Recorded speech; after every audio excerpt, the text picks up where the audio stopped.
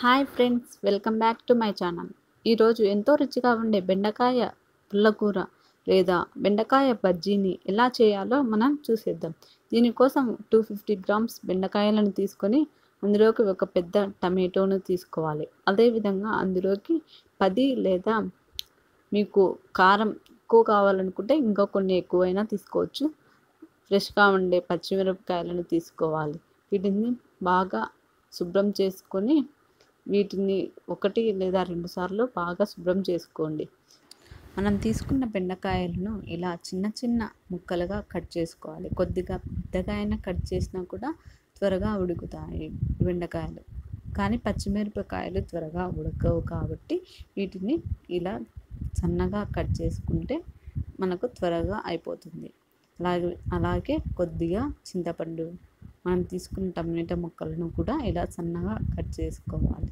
వీటన్నింటినీ 1 బై 1 ఒక బాయిల్లోకి యాడ్ చేసుకుందాం. ముందుగా బెండకాయలను తీసుకొని ఒక బౌల్లోకి తీసుకోవాలి. అలాగే వీటిలోకి మనం కట్ చేసుకున్న పచ్చిమిర్చి, టమాటో, చింతపండు వీటన్నిటిని కూడా మనం యాడ్ చేసుకుందాం.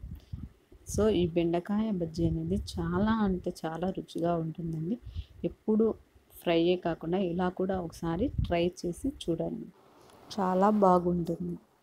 ఇలా మనం కట్ చేసుకున్న ముక్కలన్నింటినీ ఒక బాయిల్లోకి లేదా ఫాస్ట్గా కావాలనుకుంటే కుక్కర్లో అయినా ఒక విజిల్ వరకు పెట్టచ్చు. అలాగే ఇందులోకి కొద్దిగా పసుపును కూడా యాడ్ చేసి ఒక గ్లాస్ వరకు వాటర్ను తీసుకోవాలి. ఎక్కువ వాటర్ ఏం అవసరం లేదండి, ఒక పెద్ద గ్లాస్ అయితే సరిపోతుంది.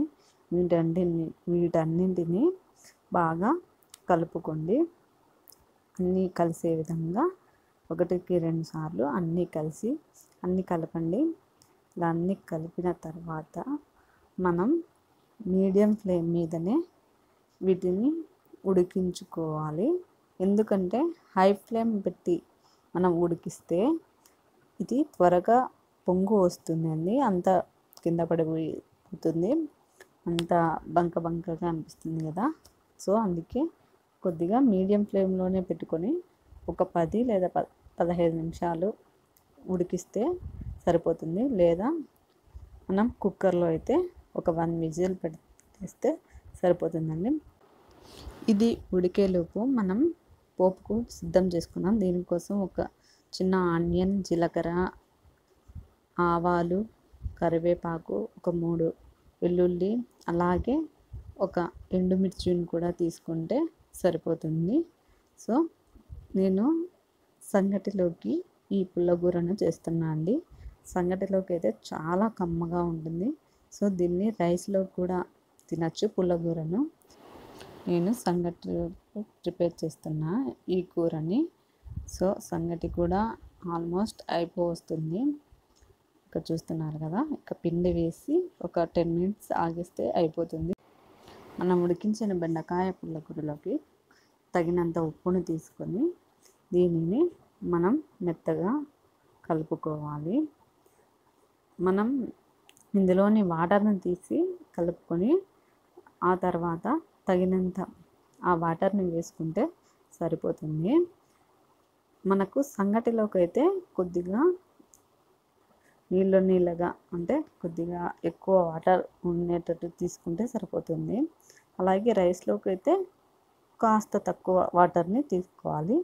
అందుకే మనం పక్కకు తీసి పెట్టుకుంటే వాటర్ కావాల్సినంత మనం వేసుకోవచ్చు. అలాగే మనకు కలుపుకోవడానికి కూడా ఈజీగా ఉంటుంది. దీనికోసం పోపు పెట్టుకున్నాం ఇప్పుడు.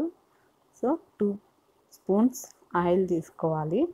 ఇందులోకి మనం ముందుగా సిద్ధం చేసుకున్న జీలకర్ర, ఆవాలు, తెల్లవాయ, అలాగే ఆనియన్స్ కూడా వేసి వీటిని కాసేపు ఎర్రగా గోల్డెన్ కలర్లోకి వచ్చేంత వరకు ఇలా ఫ్రై చేసుకోవాలి. ఇలా ఫ్రై అయిన తర్వాత ఇందులోకి మనం కరివేపాకు, అలాగే ఒక ఎండుమిర్చి కూడా తీసుకొని దీనిని కాసేపు సన్నని మంట మీద ఇలా వేగించుకోవాలి. వేగించుకున్న తర్వాత ఇందులోకి మనం ముందుగా ప్రిపేర్ చేసుకున్న ఈ బెండకాయ పుల్లకూరని వేస్తే మనకు బెండకాయ పుల్లకూర అనేది సిద్ధమవుతుంది. దీనిని బాగా మిక్స్ చేసుకోండి. పుల్లకూర ఈ పోపు రెండు కలిసే విధంగా బాగా కలిపేస్తే ఆ నూనె బాగా ఆ పుల్లకూరకు పట్టి మరింత టేస్టీగా ఉంటుంది. మీరు కూడా ఈ పుల్లకూర ట్రై చేసింటే కామెంట్ చేయండి. అలాగే కొత్తగా తెలుసుకునే వాళ్ళు మన ఛానల్ని సబ్స్క్రైబ్ చేసుకోండి, కొత్తగా మన ఛానల్ని చూసేవారు. సో ఇదండి ఇవాల్టి పుల్లకూర, బెండకాయ పుల్లకూర. మీకు నచ్చిందా? సో సంగటి కూడా రెడీ అయింది.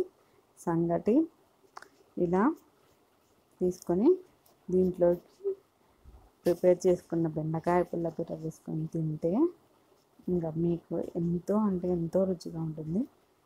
సో మీరు కూడా ఖచ్చితంగా ట్రై చేయండి. ఈ వీడియో మీకు నచ్చినట్లయితే లైక్ చేయండి. మరిన్ని ఇంట్రెస్టింగ్ వీడియోస్ కోసం మన ఛానల్ని తప్పకుండా సబ్స్క్రైబ్ చేసుకోండి. Thank you so